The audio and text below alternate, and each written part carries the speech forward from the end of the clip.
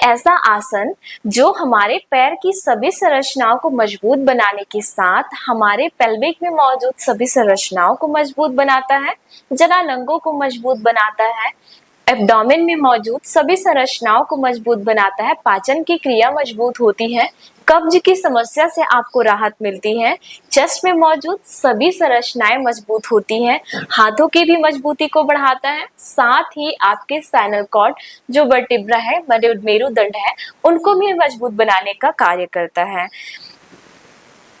हरिओम योगीस, आज हम लोग अभ्यास करने वाले हैं अर्ध पद्म पश्चिमोत्तानासन। अर्ध पद्म पश्चिमोत्तानासन जिसमें आप अर्ध पद्मासन लगा करके पश्चिमोत्तानासन का भी अभ्यास करते हैं कुछ इस प्रकार से। इस अभ्यास के लिए आपको अर्ध पद्मासन लगाना होता है, साथ ही सामने की ओर झुक करके पश्चिमोत्तानासन लगाना होता है। अभ्यास के पहले कुछ स्ट्रेचिंग वार्म अप के समान आपको जरूरी होती है, कुछ आसन का अभ्यास आपको जरूरी होता है। साथ ही इस वीडियो के अंतर्गत हम लोग जानेंगे वो कौन कौन से अभ्यास उसके पहले हमको करना है, आसन को किस प्रकार से सही तरीके से लगाना है, अगर आपसे आसन नहीं बन रहा है तो आपको कैसे प्रोब का यूज करके आपको उस आसन को सीखना है। उसके अलावा हम जानेंगे कि इस आसन को करने के क्या क्या फायदे होते हैं, किस प्रकार से हमको सावधानी आसन के दौरान रखनी चाहिए, कौन कौन से लोग इस आसन को नहीं कर सकते। तो चलिए अभ्यास की ओर हम लोग आगे बढ़ते हैं। अभ्यास के लिए हमको सबसे पहले अर्ध पद्मासन लगाने का अभ्यास करना है।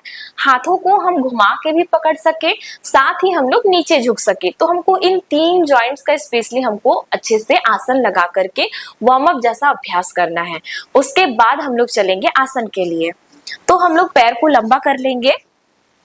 पैर को लंबा करने के बाद थोड़ा थोड़ा पैर के पंजों को आप मूवमेंट करवा लीजिएगा।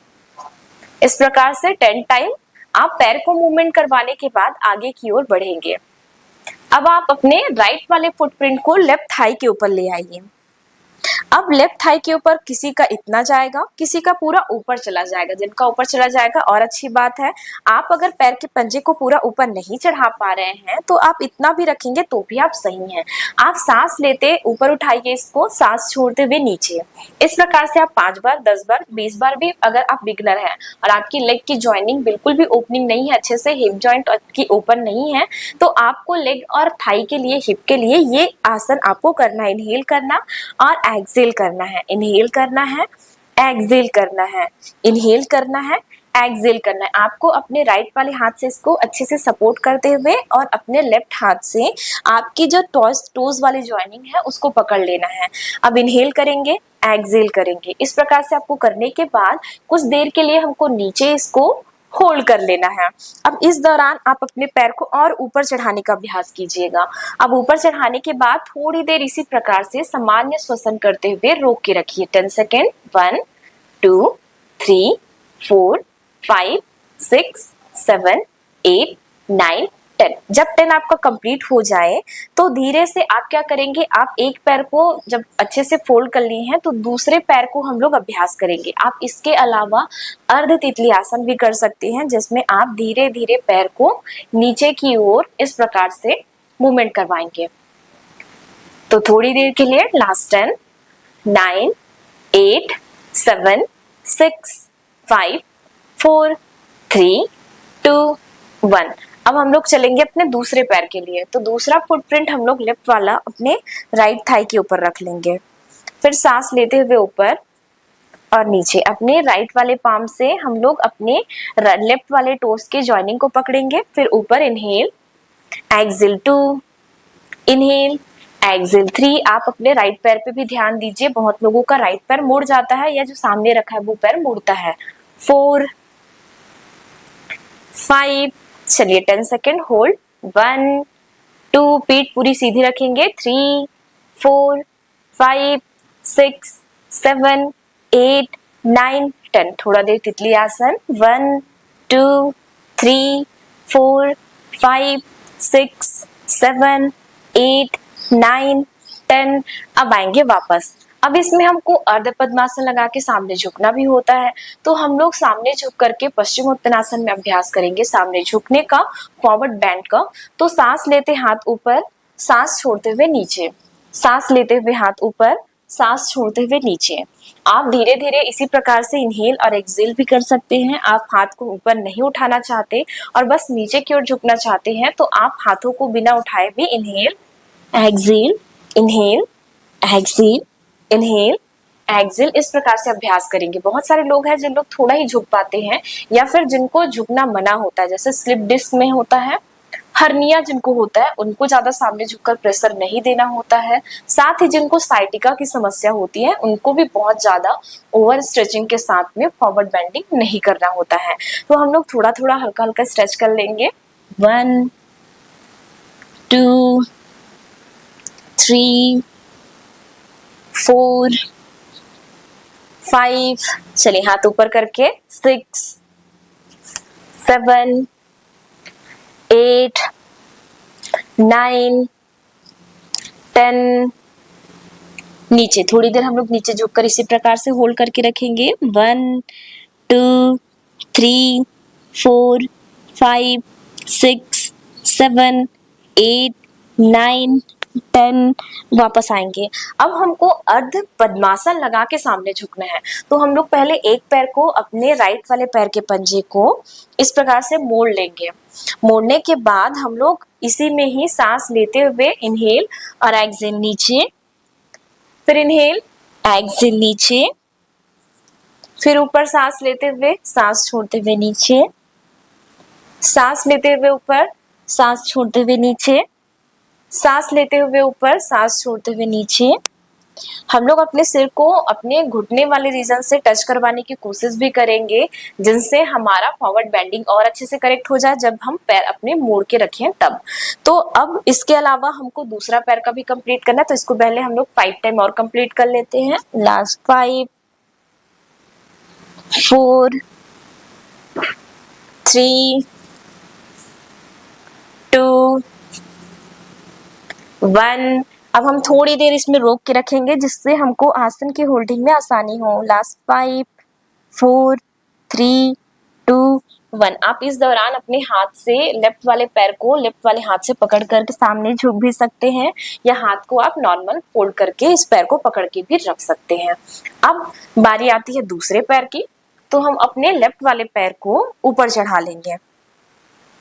अब ऊपर चढ़ाने के बाद उसी प्रकार से पकड़ेंगे जिस प्रकार हमने अपने पहले स्ट्रेचिंग के दौरान पकड़ा था, जब हमने राइट वाले हाथ को लेफ्ट वाले टोज जॉइनिंग पे और अपने लेफ्ट वाले हाथ को राइट नी को सपोर्ट करते हुए पकड़ा था। इनहेल एक्सहेल 1, इनहेल एक्सहेल 2, बीच में आते पीठ पूरी सीधी। Inhale exhale 3, inhale exhale 4, inhale exhale 5, inhale exhale 6, inhale exhale 7, inhale exhale 8, inhale exhale 9, inhale exhale 10।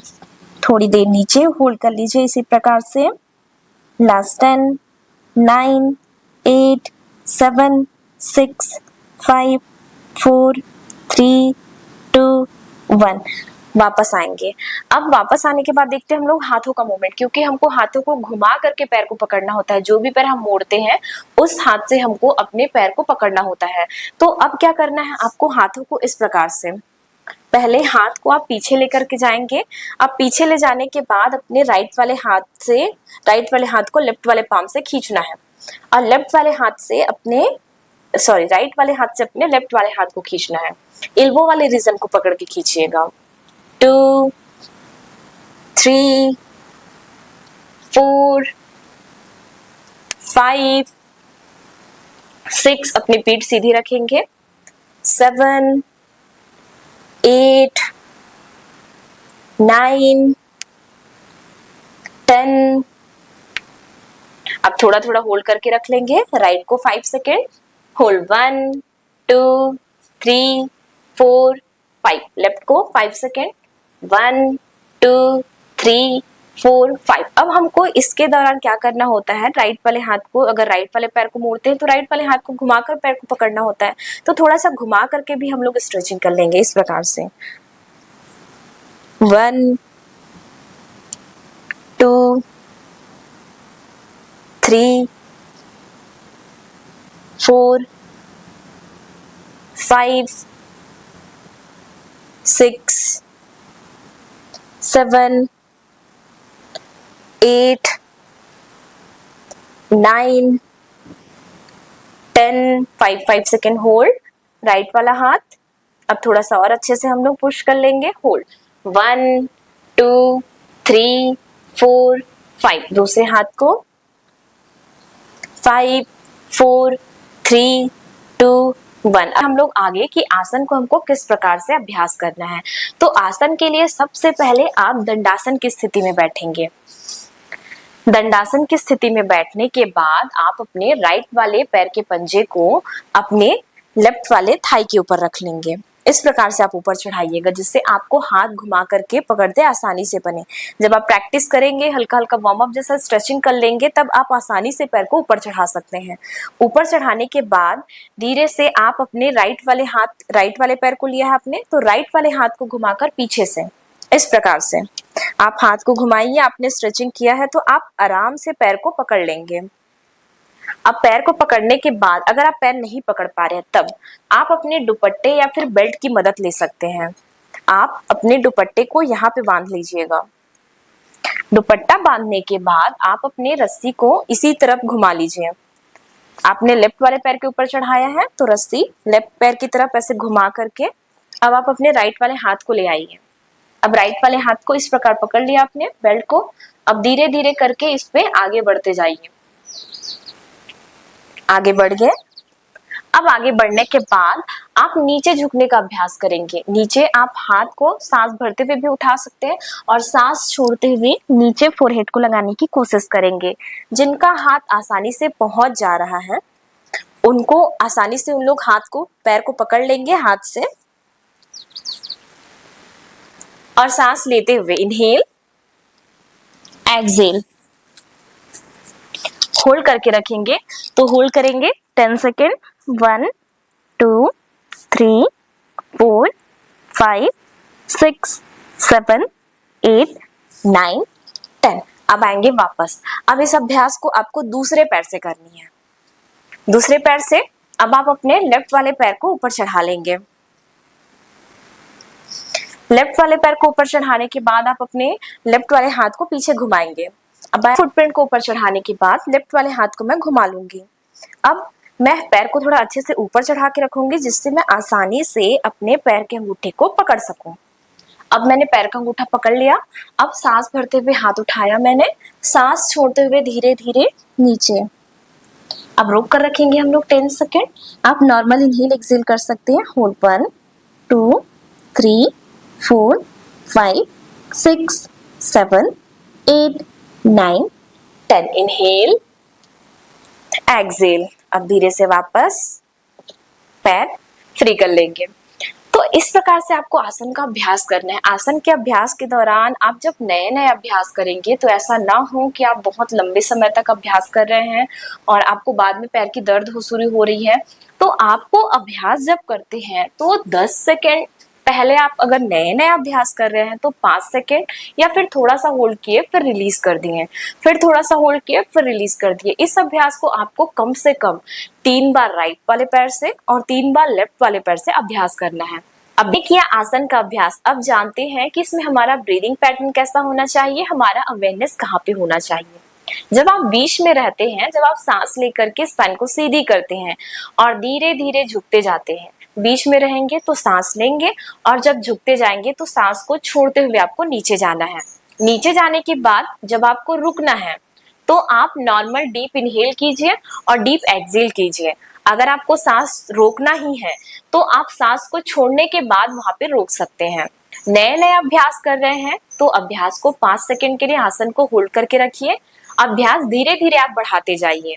आपको दोनों पैर से कम 3-4 बार इसका अभ्यास करना है। 3 बार आपने राइट से किया तो 3 बार लेफ्ट से कीजिए। 30 सेकंड, 40 सेकंड, 50 सेकंड, 1 मिनट, इस प्रकार से आप अभ्यास को बढ़ाते जाइए। अभ्यास बढ़ाने के अलावा आप जब आसन को लगाते हैं तो आपका पेट खाली होना चाहिए, क्योंकि इस दौरान आपके पैर के फुटप्रिंट जब ऊपर होते हैं, जब आप नीचे झुकते हैं तो आपका दबाव जो है वो आपके पेल्विक और एब्डोमेन और चेस्ट वाले रीजन पे आता है, जिनसे अगर आप पेट खाली पेट रखे हैं तो ठीक है, लेकिन अगर आप खाना खाकर इस अभ्यास को कर रहे हैं तो आपको रिगर्जिटेशन की प्रॉब्लम हो सकती है, खाना बाहर आ सकता है, आपको वॉमिटिंग सेंसेशन भी हो सकती है। तो आपका पेट खाली होना चाहिए, भोजन किए हुए आपको 4 घंटे हो जाने चाहिए। अब हम लोग आगे बढ़ते हैं इस आसन के फायदे की ओर। आसन का अभ्यास जब आप करते हैं, जब अर्ध पद्मासन लगाते हैं, तो अर्ध पद्मासन लगाने के कारण हमारे पैर की मजबूती बढ़ती है, वहां की सभी मांसपेशियों की टोनिंग होती है, उनकी मजबूती बढ़ती है, उनमें रक्त का संचार, ब्लड का फ्लो बहुत अच्छे से होता है, वहां के जॉइंट जो है वो खुलते हैं और उसकी मजबूती बढ़ती है। फिर हम लोग देखते हैं, हम जब सामने झुकते हैं, जब हम सामने झुकते हैं तो हमारे पेल्विक की और एब्डोमेन की मांसपेशियों का मसाज होता है। मांसपेशियों के मसाज होने के कारण उनके जितने भी अंग होते हैं, पेल्विक में जितने भी अंग होते हैं, महिलाओं में यूटेरस, ओवरी, यूरेथ्रा, ब्लैडर, साथ ही जनानंगों की संरचनाएं मजबूत होती हैं। पुरुषों में भी उनके जनानंग, साथ ही मूत्र उत्सर्जन से संबंधित जितने भी संरचनाएं होती हैं, उन संरचनाओं को मजबूत बनाता है। ये हमारे एब्डोमेन की सभी संरचनाओं को, यानी हमारे पाचन से संबंधित और साथ ही साथ हमारे पेल्विक में मौजूद, साथ ही पेल्विक से ऊपर मौजूद जो हमारी किडनी होती है और जो ग्लैंड्स होते हैं उनको भी मजबूत करता है, जिनसे उत्सर्जन का क्रिया भी बहुत अच्छे से होता है, साथ ही हमारी किडनी का जो फंक्शन है वो बहुत अच्छे से होता है। ये हमारे पाचन में हमारी पेरिस्टालसिस मूवमेंट को बढ़ाता है। जब हम खाना खाते हैं तो हमारे आंतों में जो भोजन की गति होती है उस गति को बहुत अच्छे से करती है, जिनसे आपकी कब्ज की समस्या जो होती है उनसे आपको राहत मिलता है। पाचन भी बहुत अच्छे से होता है, साथ ही कब्ज की समस्या से आपको राहत मिलता है। इसके हमारे चेस्ट में मौजूद संरचनाओं को, लंग्स को, हार्ट को और साथ ही हमारे रिबकेज को मजबूत बनाती है और हमारे हाथों को भी मजबूत बनाती है, वहां के जॉइंट्स को ओपन करने में मदद करती है। हमारे जॉइंट, हाथों में जो एक्स्ट्रा फैट होती है उनको भी टोन करने में, रिमूव करने में मदद करती है। अब जब हम सामने झुकते हैं तो हमारे मेरुदंड, जो स्पाइनल कॉर्ड होता है, स्पाइन होता है, उनको भी मजबूत बनाने में मदद करता है। अब हम देखते हैं कि ये हमारी होल बॉडी में कैसे मदद करता है। जब हम इसको करते हैं, अर्ध पद्म पश्चिमोत्तानासन को लगाते हैं, तो हमारे शरीर में रक्त का संचार बढ़ता है, जोड़ें खुलती हैं, जॉइंट अच्छे से ओपनिंग होती है, मांसपेशियां अच्छे से टोनिंग होती है। उसके अलावा हमारे शरीर में ऑक्सीजन का लेवल बढ़ाने में मदद करता है। अगर आपका इसका अभ्यास नियमित करते हैं और सही तरीके से करते हैं तो ये सारे फायदे आपको मिलते हैं। तो दोस्तों, अब जानते हैं हम लोग कि इसका अभ्यास किनको नहीं करना चाहिए। जिनको हर्निया की समस्या है, साइटिका की जिनको समस्या है, स्लिप डिस्क की जिनको समस्या है, इन कंडीशन में आपको अभ्यास नहीं करना है। और एक्स्ट्रा जब हम अर्ध पद्मासन लगाते हैं तो हमारे घुटने में अगर आपको बहुत ज्यादा समस्या रहती है, सीवियर नी इंजुरी है, नी पेन है, तब भी आप इसका अभ्यास नहीं कर सकते हैं। तो इन सारी बातों को ध्यान में रखते हुए आप आसन का अभ्यास कीजिए, जिनसे ज्यादा से ज्यादा फायदा आपको मिल सके। तो ये रही मेरी वीडियो में यही तक की जानकारी। आप लोगों से मिलते हैं नई जानकारी के साथ नए वीडियो में। आपको वीडियो अच्छा लगा तो वीडियो को लाइक, चैनल पे नए हैं तो चैनल को सब्सक्राइब जरूर करें। हरिओम।